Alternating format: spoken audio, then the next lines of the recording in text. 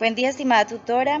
El presente trabajo está conformado por los estudiantes Lady Yurani Gómez Malagón, María Claudia Zamudio Delgado, Luis Felipe Sepúlveda Vergara y quien le habla, Gea Victoria Albornoz Hernández. Teoría del comercio internacional, guía número 1, entorno económico. Introducción. Resumen. Abstract.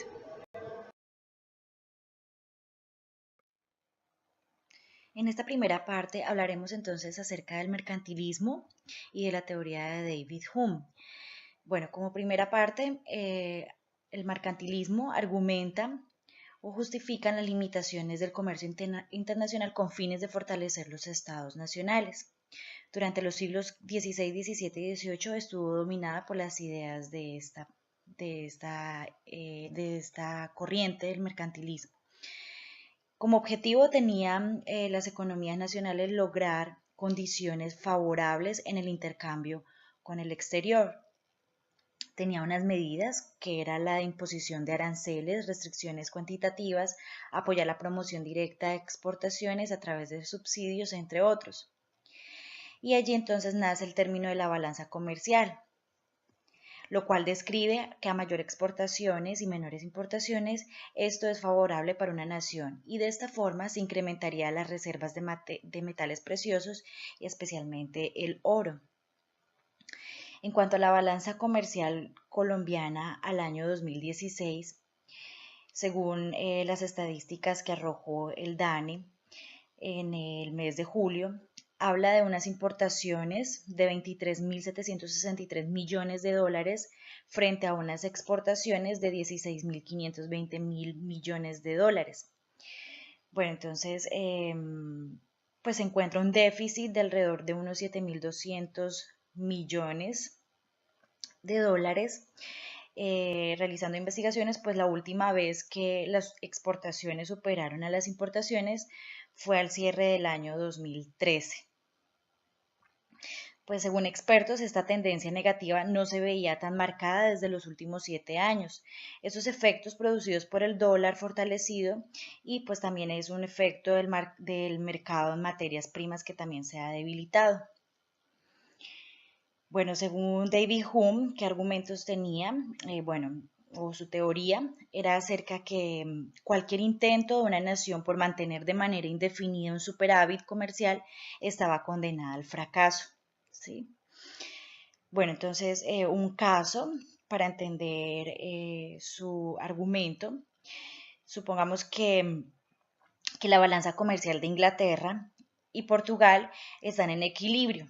Las exportaciones e importaciones son iguales, ¿no? Inglaterra empieza a promover sus exportaciones y desalienta las importaciones. Para esto debe forzar a que Portugal tenga un déficit. Esto proporcionaría que Inglaterra elevaría sus costos de producción de bienes y Portugal pues la reduciría. Es decir, las medidas propuestas por los mercantilistas serían incapaces de mantener indefinidamente el superávit de una nación. En esta parte nos centramos en la teoría de Adam Smith, donde iniciamos con una crítica que él realiza a David Hume. Consideraba que los argumentos de esta persona tenía errores adicionales y de mayor profundidad. Hablaba de que los mercantilistas confundían la fuente de riqueza, la cual era cantidad metálico que entrega una nación. Entonces, ya la parte argumentativa del señor Adam Smith, él hablaba que las riquezas provienen de la división del trabajo, la cual permite mayores niveles de productividad en los individuos sin esta. Pues consideró que los mercados debían tener la libertad de servir a los consumidores no solo de un país, sino de todos aquellos que estuvieran dispuestos a adquirir sus productos. Bueno, estos argumentos centraban su atención en los intereses del consumidor de todo el planeta, donde los productores compiten para lograr aceptación de estos mismos consumidores. En cuanto al contraste de ideas entre los mercantilistas y la teoría de Adam Smith, para los primeros, el comercio internacional es un juego donde las naciones con superávit ganan y las naciones con déficit pierden. Ya para Adam Smith, el comercio internacional es un juego de suma positiva, donde todas ganan y si cumplen las condiciones de ventaja y cumpliendo pues la condición de ventaja absoluta, que es una de sus premisas. Entonces, ¿qué es digamos, qué es esa ventaja absoluta? Es cuando entre naciones el comercio es de mutuo provecho. Tenemos un caso de ventaja absoluta eh, entre Colombia y Estados Unidos. El banano es uno de los productos que, pues digamos, mayormente exportamos hacia Estados Unidos. Y bueno, aunque Colombia se produce en gran escala el maíz, actualmente debido pues a los tratados que se han venido firmando en los últimos años, se viene importando también una fuerte pues en fuerte y gran escala diferentes productos de este país, principalmente el maíz. Entonces, digamos que hay un mutuo provecho, donde Colombia tenemos el banano, que es uno de los productos que mayormente exportamos a nivel mundial, eh, y pues Estados Unidos es uno de los que mayor nos compra. Entonces, a raíz del déficit que hemos venido teniendo en los costos de producción o de cultivo del maíz, para los colombianos hoy en día nos es más provechoso importarlo a bajos precios, debido pues también a estos tratados que implican una reducción de aranceles y otros impuestos. Muchas gracias. El modelo HOS, que corresponde a la teoría de la distribución proporcional de factores, su nombre se origina a partir de sus creadores Philip Heckscher y Bertil Ohlin, tomando como referencias iniciales las teorías de David Ricardo y Adam Smith, quienes explicaron la ventaja comparativa y la ventaja absoluta en su orden. El modelo HOS, que corresponde a la teoría de la distribución proporcional de factores, su nombre se origina a partir de sus creadores Philip Heckscher y Bertil Ohlin, tomando como referencias iniciales las teorías de David Ricardo y Adam Smith, quienes explicaron la ventaja comparativa y la ventaja absoluta en su orden. La consigna principal en esta teoría es que un país exporta lo que le sobra e importa lo que necesita. Tomando esto de referencia, según la teoría HOS, es más provechoso producir dos tipos de bienes que especializarse en uno. En Colombia, un ejemplo de esto lo tendríamos con el café, que Colombia lo produce a gran escala, pero que en los últimos años ha tenido un crecimiento simultáneo o alterno la exportación de otros productos como material intelectual, cultural, industrias creativas, cine, cultura, etc. La principal base de la teoría HOS es el comercio internacional, ya que sin esto no sería posible los intercambios de los productos o las mercancías. En segundo lugar, la teoría dice que los países tienen diferente dotación de los factores, ya sea del capital, de la tierra, del trabajo, de los recursos naturales. Un ejemplo de esto es la brecha que existe entre países industrializados y países agrícolas, ya que los países industrializados cuentan con una mayor dotación de factor de capital, mientras que los segundos cuentan con una mayor abundancia del factor tierra.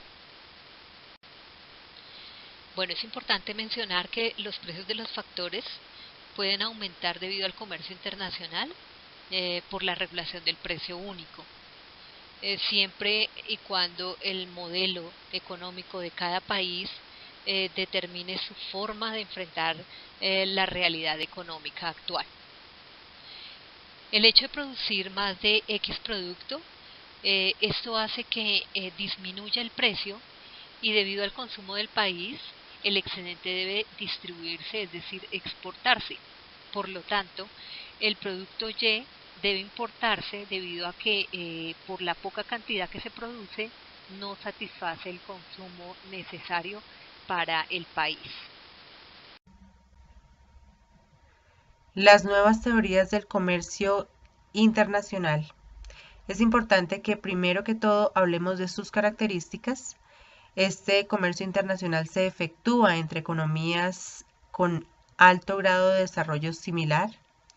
Las economías de escala externas y externas requieren mercados amplios para reducir barreras arancelarias. La integración comercial no provoca modificaciones conflictivas en la distribución interna de la renta. Este ejemplo lo podemos ver en la forma como en este momento está organizada la Unión Europea. Por otra parte, explican el comercio a partir de las diferencias de productividades o de la producción relativa de los factores productivos. Las formas más representativas o las dos formas en las que se divide el comercio internacional son el comercio interindustrial, que se efectúa entre distintas industrias y aplican conceptos de economía de escala externas. Aquí se habla mucho del modelo económico de competencia perfecta, donde encontramos un elevado número de productores y consumidores dentro del mismo mercado. Por otra parte, tenemos el comercio intraindustrial, que se efectúa al interior de la misma industria y aplican conceptos de economía de escala internas, hablando mucho sobre la competencia imperfecta con modelos como el monopolio, el oligopolio y las empresas de competencia monopolística.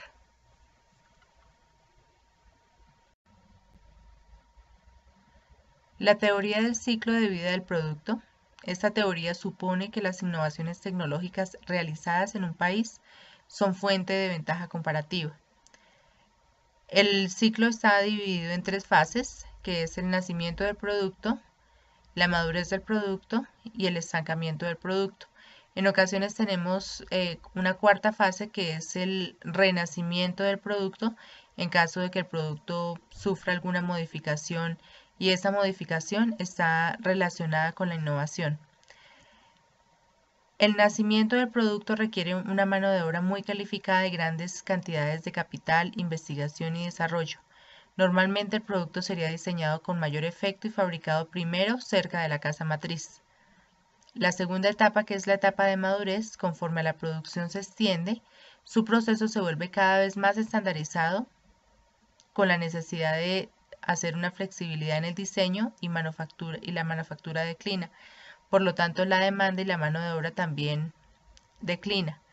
La tercera etapa, que es la etapa de estancamiento, es cuando esa producción se traslada generalmente a países menos desarrollados para crear un ciclo de producción en línea. La teoría del ciclo del producto muestra cómo los productos fueron elaborados primero y luego exportados de un país, pero a través de la evolución del producto y la evolución competitiva. También cambian la producción y la exportación a otros países a largo plazo. Esta teoría tiene muchas limitaciones. Obviamente es más apropiado para los productos basados en tecnología. Son los productos que probablemente experimentan cambios en el proceso de producción al crecer y madurar. Otros productos que ya se basen en recursos como los minerales o servicios son caracterizados con alta facilidad por las etapas de madurez. La teoría del ciclo del producto sirvió para abrir una amplia brecha entre las teorías comerciales antiguas y los desafíos intelectuales de un nuevo mercado. El dumping. El dumping o competencia desleal consiste en vender un producto a un precio inferior al costo incurrido para producirlo con el objetivo de competir más eficazmente en el mercado. Existe dumping cuando las ventas se realizan a precios inferiores a los fijados por la misma empresa en el propio mercado, cuando esos precios son distintos a los diversos mercados de exportación o cuando son inferiores al precio de fábrica. Las características del dumping son básicamente que se suele llevar a cabo en cuanto a acciones de exportación, por lo que el Estado del país que va a exportar está explícitamente enlazado en la práctica del dumping. El proceso sería el siguiente. Una empresa desea introducirse en el mercado de otro país. El gobierno de esa empresa da su apoyo a través y principalmente de acuerdos existentes. Esta práctica está totalmente prohibida por la mayoría de acuerdos internacionales. Los objetivos principales son incentivar la conquista de mercados internacionales que puede resultar atractivo para muchas empresas, defender los mercados amenazados o monopolizar un mercado. Dentro de las distintas modalidades del dumping encontramos predominante, que consiste, como ya lo dije anteriormente, en introducirse en el mercado de un determinado país con precios inferiores a los costos. De esta forma se consigue que las demás empresas salgan del mercado al no poder competir con esos precios y una vez la empresa no tiene competencia en el mercado, sube los precios del producto generando un monopolio. Existe ya una legislación antidumping que está regulada por el GATT, que es el Acuerdo General de Comercio y Aranceles, en el que el principal objetivo es defender los mercados internos. Entonces, en este momento, si alguna empresa observa competencia desleal, puede denunciar el caso directamente con ellos y ellos tomarían las medidas necesarias. Parte número 2. Primera pregunta. ¿Habrá productos colombianos con ventajas competitivas? Los productos de exportación de Colombia cumplen con las directrices de la teoría de la ventaja competitiva y el diamante de Porter. Para la respuesta a esta pregunta, partimos del hecho de que el diamante de Porter incluye diferentes aspectos que deben interactuar entre sí. Estos aspectos son las condiciones de los factores, la estrategia, estructura y rivalidad de las empresas, las condiciones de la demanda, los sectores afines y auxiliares. Para continuar con la respuesta de la pregunta planteada, debemos también tener en cuenta que la ventaja competitiva es aquella capacidad de ser eficiente y productivo mediante los diferentes factores que mencionamos anteriormente, planteados por Michael Porter. Esto con el fin de generar mayor utilidad a los clientes y que el Estado también cumpla un papel fundamental para crear un ambiente propicio de exportación eficiente, generando una situación fiscal equilibrada, baja inflación, ahorro e incentivos. Podemos identificar con esto que la ventaja competitiva en los productos que exportamos aún tiene un gran vacío y esto se ve reflejado en la disminución que ha tenido las exportaciones de nuestro país en el último año.